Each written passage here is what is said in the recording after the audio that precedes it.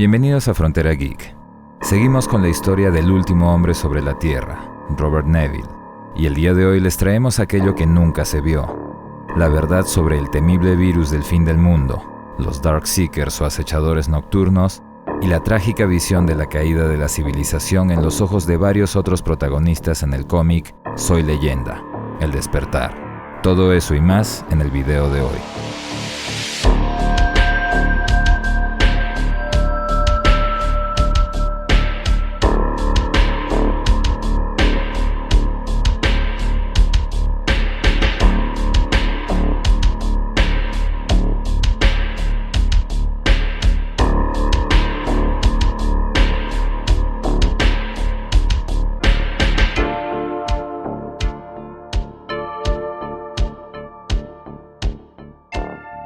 Antes de comenzar, enviamos un agradecimiento especial a nuestros Patreons y a los miembros del canal por su apoyo y fe en el proyecto de Frontera Geek. Muchas gracias, amigos.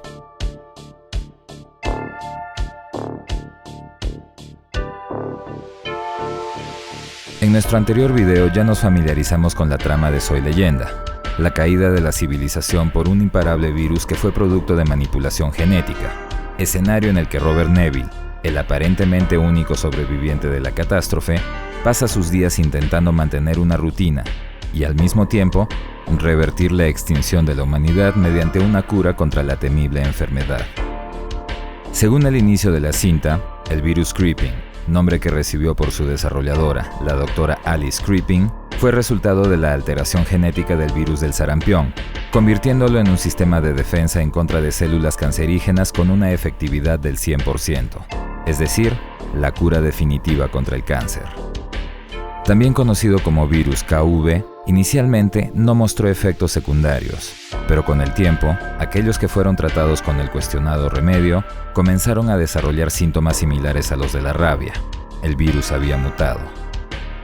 Para el desarrollo de la idea, la producción recurrió a la CDC, es decir, el Centro para el Control y Prevención de Enfermedades, quienes contribuyeron con asesorías respecto a los virus y su biología, e incluso les abrió las puertas de sus laboratorios de nivel 3 para que pudieran integrar los elementos necesarios a la ambientación y hacerla creíble. Según el contenido adicional provisto en los medios caseros de la película, el virus KV fue el resultado de una mutación ocasionada por el encuentro entre la cepa modificada del sarampión y un virus recesivo de la rabia. Curiosamente, dicho material adicional sustenta ese tipo de mutación, presentando ejemplos de virus reales como el del VIH, producto de una recombinación entre diferentes virus propios de chimpancés y monos que eventualmente alcanzaron hospederos humanos debido a la caza indiscriminada. Escenarios de pesadilla, es decir, pandemias, señalando que estas aparecen periódicamente en el mundo, por lo que pronto tendría que surgir una nueva. Recuerden que este material se hizo para el estreno de la cinta, en el año 2007. Y también, entre varios otros ejemplos, el SARS proveniente de murciélagos, cuya variante ya es ampliamente conocida, por obvias razones. Pero regresemos a la película. El virus Creeping fue producto del cruce entre la cepa de sarampión modificada y la rabia, dando como resultado un virus combinado muy agresivo, que no solo se contagiaba por contacto, sino que aumentó su virulencia al ser capaz de transmitirse por el aire, característica que le permitió diseminarse globalmente y diezmar a la humanidad gracias a su altísimo índice de letalidad, 90%.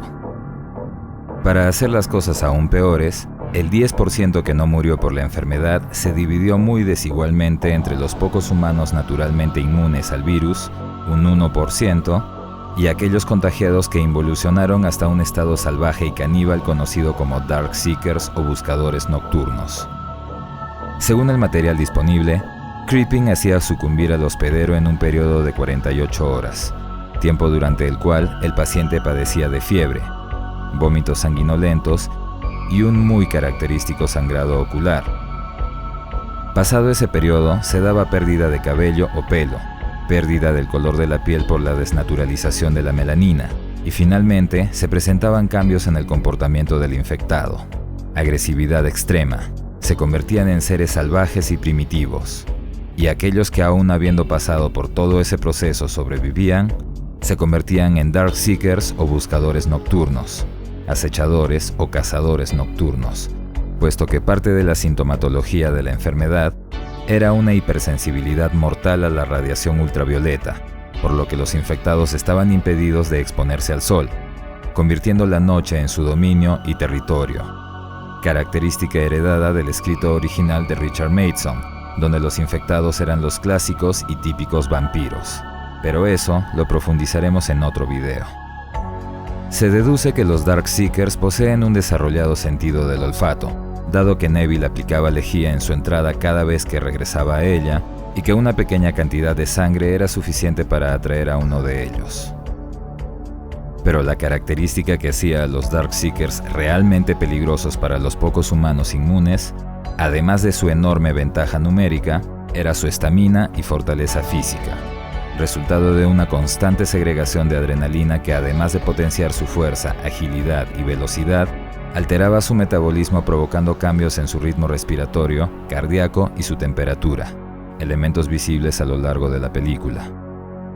Peor aún, los infectados parecían retener cierta capacidad de razonamiento que les permitía construir trampas elaboradas y mantenían algunos rasgos de comportamiento humano como las jerarquías sociales.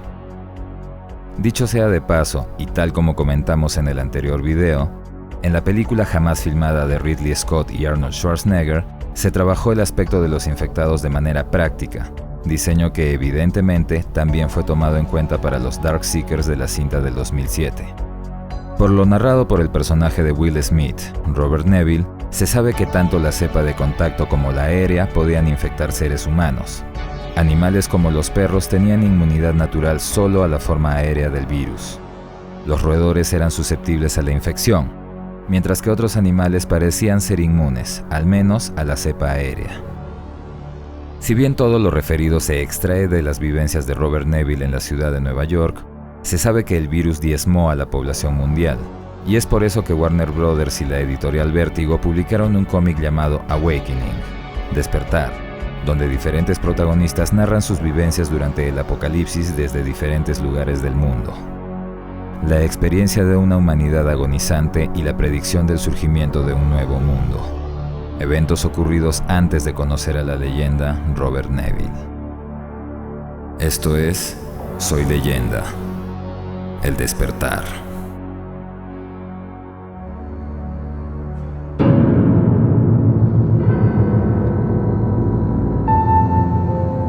Un hermoso atardecer sobre una ciudad sombría es escenario de la historia de una joven llamada Jin Wak-shu, quien después de escribir una carta, baja las escaleras del edificio en que se encontraba y sale al exterior. Los restos de la fantasmal ciudad la rodeaban en su camino mientras una idea se mantenía fija en su cabeza.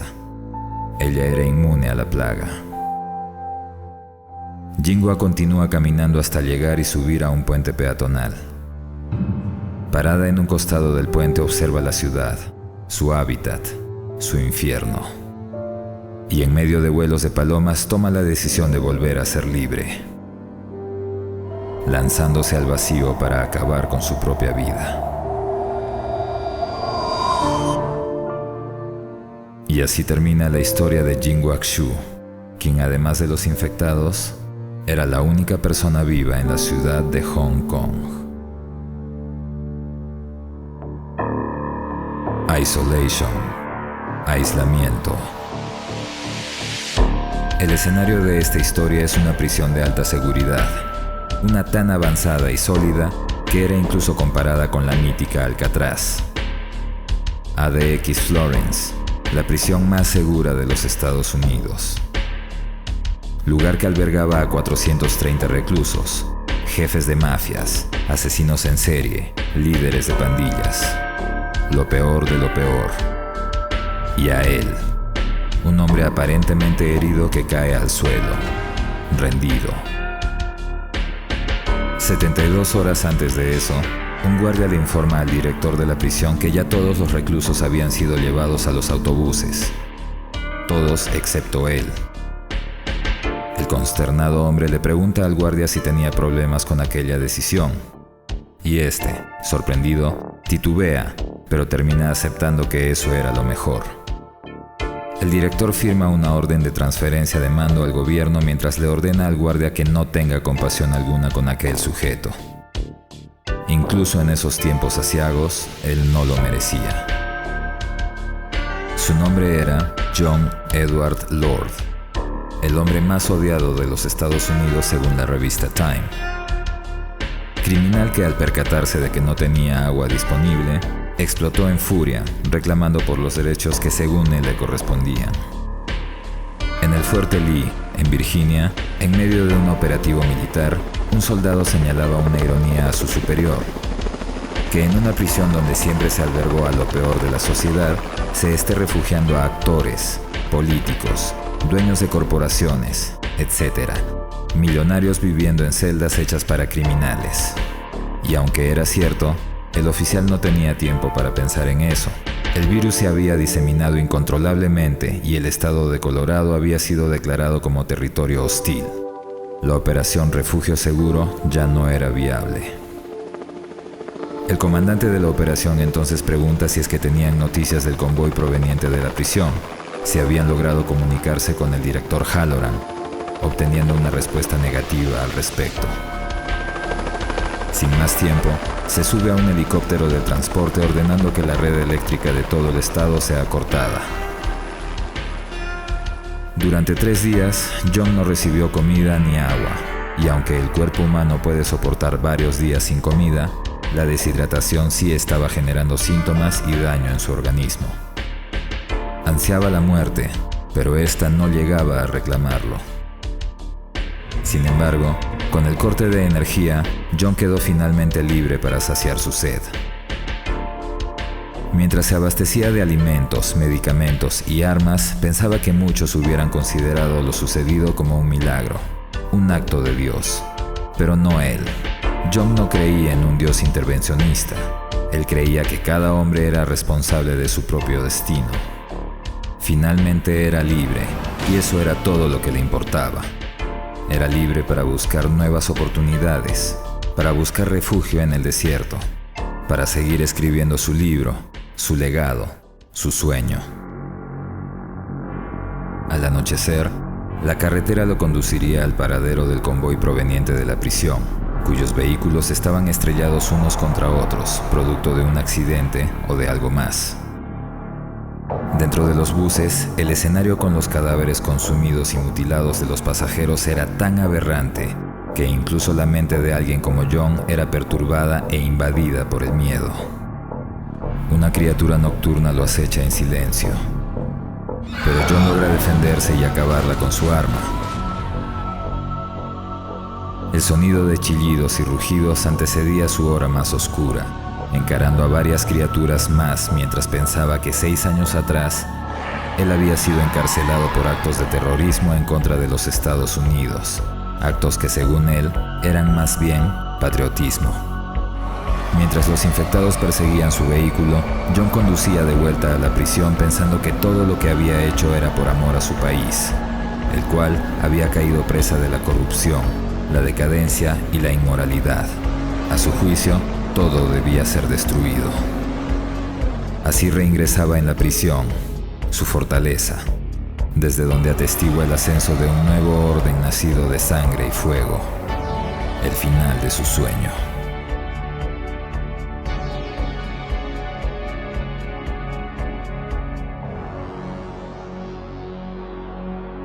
Sacrificing the few for the many, sacrificando a unos pocos por muchos. En alguna parte de Centroamérica, en un campamento militar, algunas personas son escoltadas por personal de control de enfermedades hacia las tiendas de campaña, mientras otros, bastante enfermos, son cargados fuera de estas. Un par de niños espían las actividades de cerca, observando a los enfermos y las pruebas a las que las personas eran sometidas. Poco después llegan unos vehículos con soldados. Una muy mala señal. Alzan sus armas y desatan una masacre contra el personal médico tanto como contra los pacientes. El uso de granadas incendiarias deja en claro que su misión era la de esterilizar. Cumplida la tarea, Los desalmados hombres se retiran en sus vehículos dejando atrás una estela de humo y fuego. Y junto a las cenizas, dos niños observan horrorizados las consecuencias de los actos del hombre. Aberrante visión que les extrae lágrimas de tristeza, de rabia, de miedo, de sangre. Fighting Chance, oportunidad de luchar. Ciudad de Nueva York, después del brote. Cada historia tiene algo que la diferencia de las demás. Habían pasado 19 horas. Era demasiado tiempo. El hambre lo dominaba. A través de la radio, el oficial Carlos Calisto recibe la notificación sobre una nueva escena de crimen. Una víctima apuñalada en un callejón. Por favor, ayúdame, Dios mío, es el pensamiento del oficial, mientras lleva un registro sobre los casos para los que ha sido llamado. Llegado al lugar y habiendo inspeccionado el cadáver, saben que tienen que incinerarlo para evitar riesgos de infección. Sus compañeros cargan el cuerpo en el maletero del auto mofándose y sin respeto alguno por la mujer fallecida. Habiendo esperado a que se alejen, Carlos se acerca al lugar donde estaba el cuerpo y se agacha para tocarlo. Momento en que parece tener una visión de lo sucedido con la mujer, compartiendo su sufrimiento, su dolor, una especie de sensación de redención. Y es después de eso que termina su registro y sirve su café mientras pensaba en que no podría rendirse, tenía que seguir, sobrevivir. Llegado el atardecer, sabía que tenía que ocultarse. Antes la violencia y la muerte eran el enemigo, pero en esas circunstancias eran sus únicos aliados. Observa su crucifijo fijamente mientras pensaba que todos tenían que pagar por sus actos, eventualmente. A la aparición de infectados intentando atacarlo, arranca el auto y sigue su camino. Losing Voice, voz perdida, el relato de Ethan. Ya habiendo iniciado el brote epidémico, una pareja se debate sobre qué vías tomar para sus actividades. Nada fuera de lo común, solo su rutina, la escuela, el trabajo, etc. No había información sobre el tráfico en los noticieros, solo hablaban de las evacuaciones, información de la que procuraban tener alejados a sus dos hijos, Ethan y Luke, aunque uno de ellos era consciente de la situación, la misma que su madre intentaba minimizar refiriendo supuestas vacunas. Habiendo tomado malas decisiones, su vehículo termina atrapado en medio del interminable tráfico, por lo que deciden cambiar el orden de sus destinos. Recurren nuevamente a la radio, y aunque al inicio, extrañamente, no lograban captar nada, segundos después escuchan un mensaje proveniente de las autoridades señalándolo como un medio informativo de emergencia para mantener al tanto de la situación a los ciudadanos. A diferencia de sus padres, Ethan comenzaba a preocuparse. Alrededor de 6 horas después, las cosas ya estaban agitadas. Personas abandonaban sus vehículos y avanzaban a pie. La preocupación de Ethan aumentaba. Tremendamente confiado, su padre, Doug, decide investigar, por lo que toma un palo de golf y sale del vehículo. Tanto Luke como Ethan comienzan a ser dominados por el miedo, y pese a la advertencia hecha a su madre sobre las personas que venían desde atrás, esta hace caso omiso al niño, siendo atacada y arrastrada a través de la ventana del auto. Ambos pequeños atestiguan cómo su madre es brutalmente asesinada por la horda de salvajes. Y segundos después, su padre es violentamente estrellado contra el parabrisas del auto por otro salvaje. Agonizante, el hombre ordena a sus hijos que huyan. Y estos, al salir del vehículo, enfrentan el terror al ver cara a cara a los salvajes y sanguinarios asesinos de sus padres.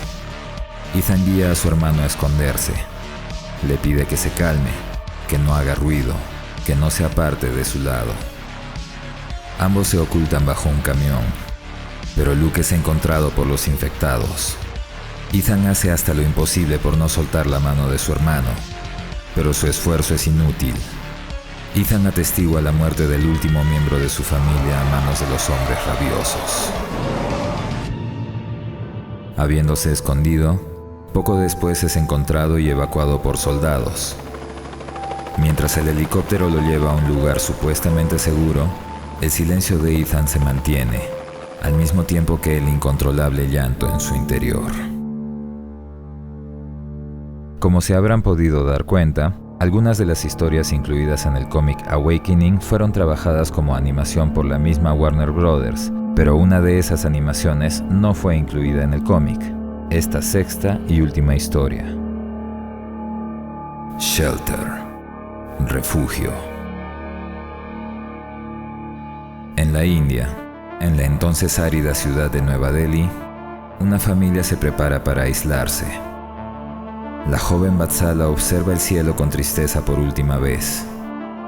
Su padre, en cambio, más preocupado por la situación, intenta consolarla diciéndole que cuando pase la epidemia podría volver a ver el cielo. Sus hermanos, sin embargo, sabían que había otro anhelo de fondo: ver a Pritam, su pareja. Las puertas de su mansión se cerraron por un tiempo, pero un periodo después, la muchacha se aventuraría al exterior a hurtadillas. Atestiguaría por primera vez el caos de una ciudad infectada, y finalmente vería a Pritam.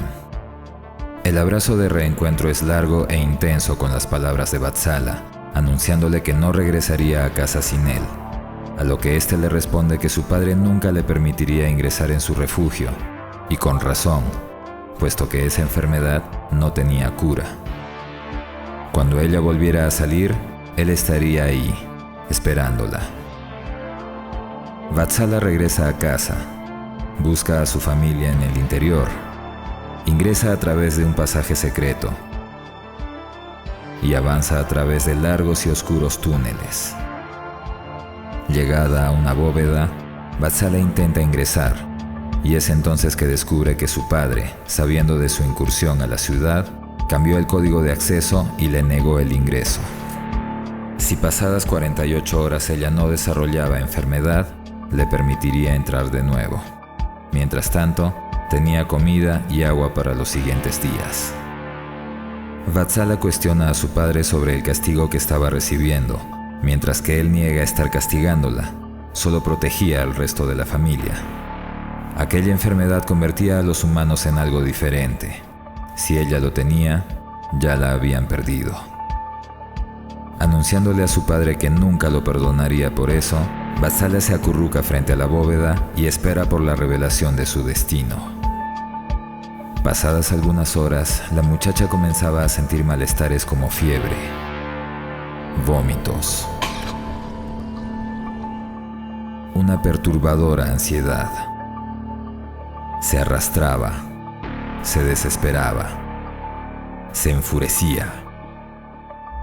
Desde el interior, uno de los niños le decía que no podía dejarla entrar, pero ante su agonizante clamor, alguien decide abrirle la puerta.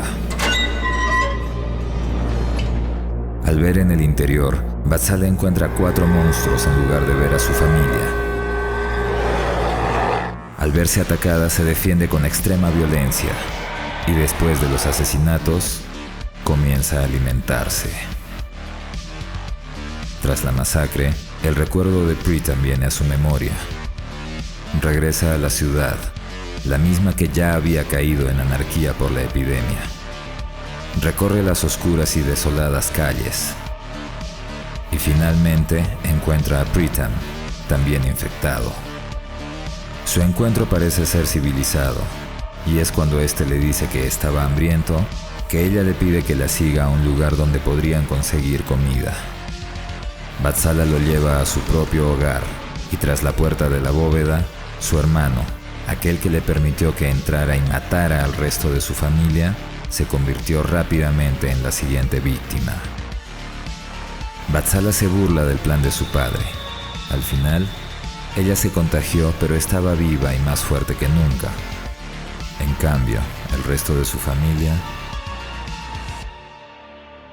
Esas son las historias alternativas de Soy Leyenda, y en esta última se ve cómo es que los infectados ven a las personas sanas, como monstruos, un supuesto síntoma más del virus Creeping, pero que también estaría relacionado al final alternativo y el concepto original de Soy Leyenda en el escrito de Richard Matheson.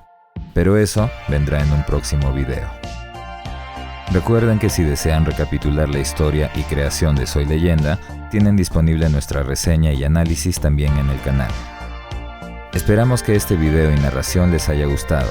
Déjennos su like, compartan el video, suscríbanse activando la campanita y recuerden que pueden hacerse miembros del canal o de nuestro Patreon y así ayudarnos a traerles mucho más contenido de sus sagas favoritas. Soy Dexeo, gracias por el apoyo y preferencia. Hasta la próxima.